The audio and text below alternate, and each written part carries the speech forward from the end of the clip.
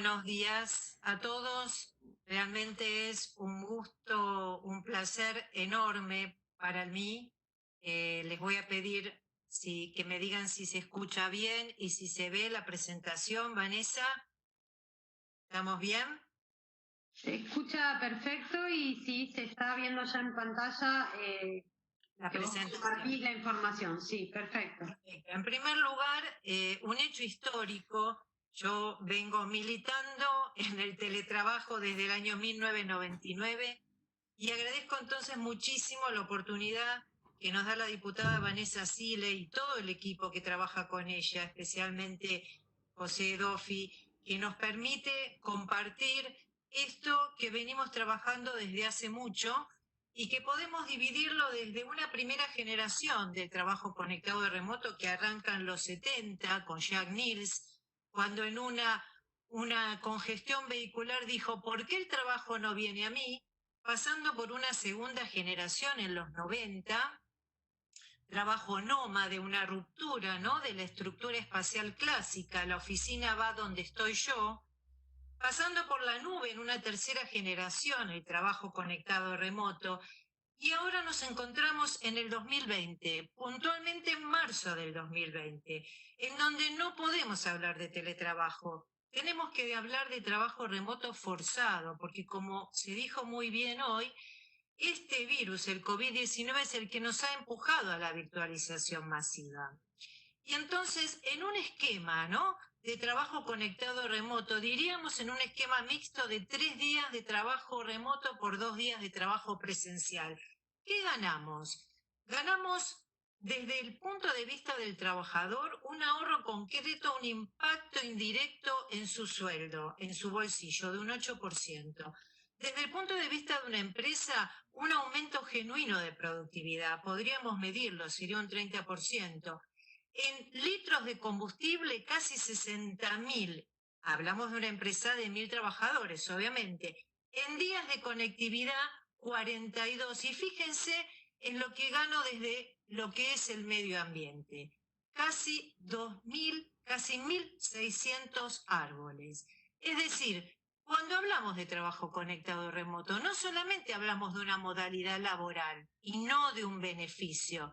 Si fuera un beneficio, estaríamos discriminando. Hoy me lo dan, mañana me lo sacan. Estamos hablando de algo más, algo que tiene que ver con el trabajador, con el empleador, pero con la sociedad en general. Pensemos que en la Argentina, en la ciudad de Buenos Aires concretamente, la primer causa de muertes es justamente los accidentes de tránsito. ¿Qué estamos haciendo a partir del trabajo conectado y remoto? Simplemente reduciéndolo a aquellos días de trabajo presencial, es decir, desaparece o queda disminuido lo que es el accidente in itinere. Ahora bien, veamos qué nos dice la Organización Internacional del Trabajo. Muchos de los puntos que hemos escuchado hoy, el trabajo conectado y remoto es voluntario, es reversible, requiere indemnidad, es decir, igualdad en cuanto a condiciones de trabajo, prestaciones sociales, actividades sindicales. De la misma manera, entre un trabajador presencial y un teletrabajador que cumplen el mismo rol laboral. Y fundamentalmente comunicación. Y fundamentalmente, agrego yo, lo que es prevención y seguridad laboral. Es decir, si tendríamos que trazar el orden público del trabajo conectado remoto, ¿cuál sería? Sería precisamente esta indemnidad, la voluntariedad, la reversibilidad, pero solamente para aquel que se ha iniciado como trabajo presencial. Porque si yo tomo un trabajador remoto desde el día 1, ese trabajador remoto no tiene acceso a la reversibilidad. Está claro, porque es una cuestión que va de suyo. Y este orden público, este piso por debajo del cual no podríamos estar hablando de trabajo conectado y remoto seguro, de trabajo digno, de trabajo decente, tiene que ver con el sistema de control que debe respetar el derecho personalísimo de ese trabajador que justamente está abriendo la puerta de su domicilio para dejar entrar a quien quiera fiscalizar. una jornada de trabajo que en principio es la misma y no tenemos la teledisponibilidad, concepto también interesante para revisar, y la seguridad de higiene. Ahora digo, ¿solamente en el sector privado? Si necesitamos que el trabajo conectado y remoto sea y atraviese a todos los roles laborales, sector público y sector privado, la experiencia que hemos hecho desde el Ministerio de Trabajo de la Nación en casi 15 o 17 años ha sido exitosa y ha tenido una clave. ¿Y saben cuál es? En primer lugar, la mano de la autoridad de aplicación existente, pero también la vinculación concreta con los sindicatos, es decir, es donde el telesindicalismo se ve en su mejor expresión. Sindicatos como en su momento fueron UPYET, uno de los pioneros en materia de aplicar el trabajo conectado y remoto y representarnos inclusive en el exterior.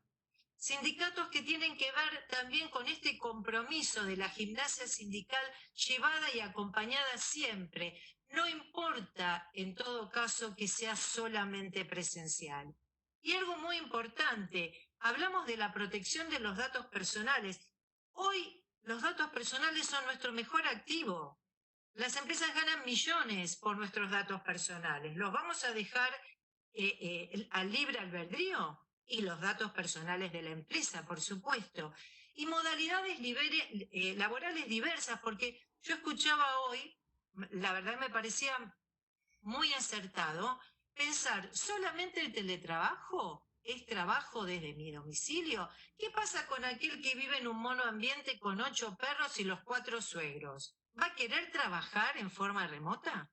¿Por qué no pensar para la pospandemia en una opción que tenga también que ver con las oficinas de empleo, con nodos, que estén a distancia, que ese trabajador pueda trabajar desde allí? El famoso ejemplo de Colombia con las oficinas de teletrabajo. Y hablamos de un modelo transfronterizo. Nos guste o no, nuestros hijos, nuestros adolescentes, nosotros mismos, generación de los baby boomers, generación de la generación X, generación de los millennials, generación Z y los más chiquitos, los que están creciendo, los alfa, todos estamos atravesados por la tecnología y de alguna manera esta tecnología nos devuelve una falta de frontera a la hora de trabajar. Y puntualmente, el derecho a la desconexión. ¿Y por qué es tan importante? Porque cuando hablamos de los cambios que nos produce el COVID-19 y hablamos de teletrabajo, de trabajo conectado y remoto, la verdad que no fue ni el Estado, ni las empresas, ni los sindicatos, ni siquiera fuimos nosotros los trabajadores los que logramos trabajar en forma remota. Fue el COVID el que nos empujó a la digitalización, a este trabajo remoto forzado que muchas veces hoy es 100% sin desconexión, sin red emocional, sin red jurídica, sin red informática. Ahora, yo les pregunto, si hemos podido trabajar remotamente en la peor versión, en la ficción del teletrabajo, ¿qué empleador se va a animar a decirle a su trabajador después de pasada la normalidad? Ah, no, usted ahora teletrabajo no. ¿Pero cómo? Si yo logré conciliar la vida familiar con la vida laboral, si tengo un ahorro genuino de un 8% en mi bolsillo, si usted me ha brindado las herramientas de trabajo. Ah, no, pero ahora no. Entonces, estemos alerta que el cambio nos compromete y nos llega a todos. Hemos visto y somos conscientes del aprendizaje a distancia, de esto de la esencialidad de las TIC. ¿Qué podríamos haber hecho sin tecnología? Esta énfasis en la higiene, en el distanciamiento, el incremento de la gig economy, que sí o no vamos a tener que dar también la discusión y el debate legal. El crecimiento del comercio electrónico, de la telemedicina, esto que estamos viendo, la comunicación virtualizada y algo que señalo como esencial, el trabajo invisible de los cuidados, aquel que sostiene a la familia, aquel que nos hace sociedad, aquel que permite la Argentina. Y este trabajo invisible es el que se ha visibilizado hoy, cuando muchas veces las mujeres especialmente las mujeres, tenemos que estar en la multifacética tarea de hogar, tarea, comida, manutención, trabajo fuera de la casa. Y hablamos de la esencialidad de las TIC porque realmente la tecnología enciende nuestro sistema, en nuestro cerebro, el sistema de recompensa.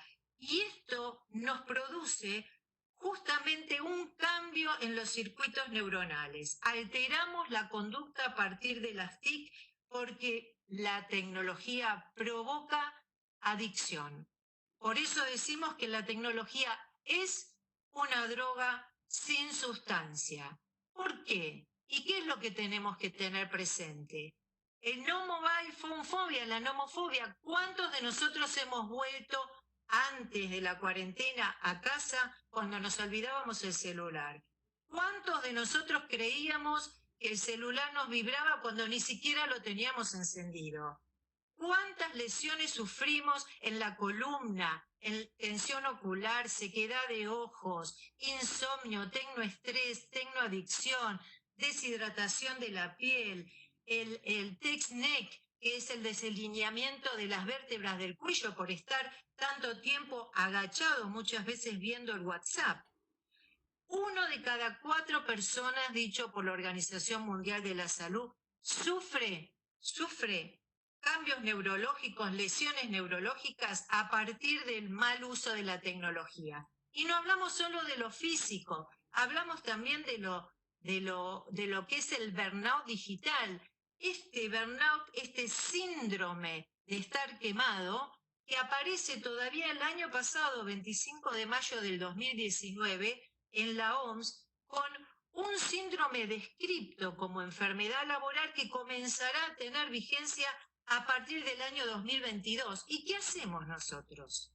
¿Vamos a quedar de manos cruzadas? Este burnout digital provoca realmente consecuencias muy malas en nuestro cerebro, en nuestro sistema nervioso. Por supuesto que lo podemos prevenir, y digo prevenir porque es más que prevenir. Prevenir es cuando doy herramientas para hacerlo, a través de la desconexión, a través de prácticas que generan hábito, que me permiten justamente programar el cerebro.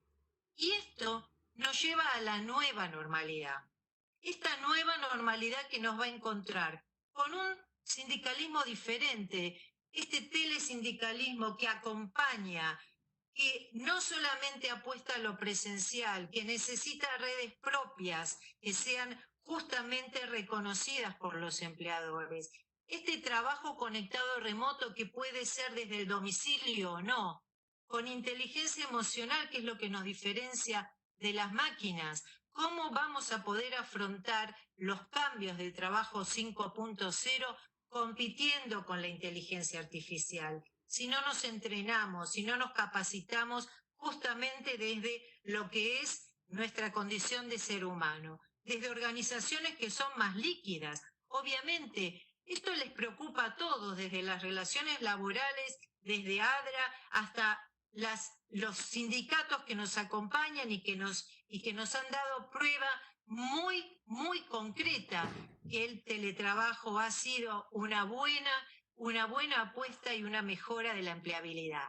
Entonces, cuando decimos a esta famosa teoría de la motivación, ¿no? De la pirámide de Maslow, que nos decía la autoestima, lo que es la autorrealización, yo diría a todos y a todos los que nos están escuchando que además hoy, sin lugar a dudas, a esta pirámide de Maslow le tenemos que agregar Wi-Fi y batería.